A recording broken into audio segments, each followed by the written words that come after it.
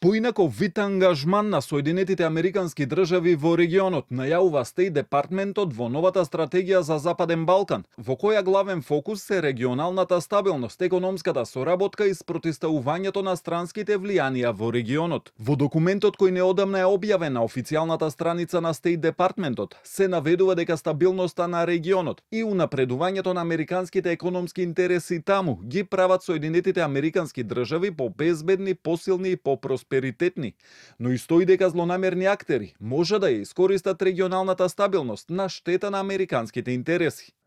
Периодот на градење држави, предводен од САД, е завршен. Политиката на САД на Западен Балкан не е насочена кон спасување или реконструкција, туку кон стабилност и заемно корисни партнерства. Администрацијата е фокусирана на зајакнување на локалните актери, самите да ги решаваат сопствените предизвици, наместо да се одржува прекумерна зависност од меѓународна интервенција или надзор.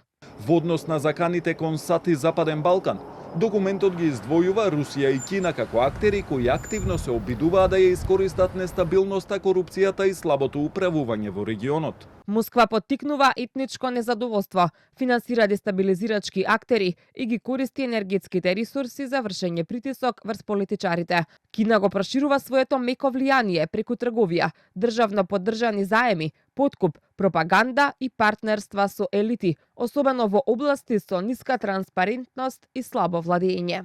Во извештајот се наведува и дека групите на организиран криминал од Западен Балкан представуваат директна закана за националната безбедност на САД и американската територија, со посочување на нивните врски со наркокартели, трговија со дрога, нелегална миграција, перење пари и киберкриминал.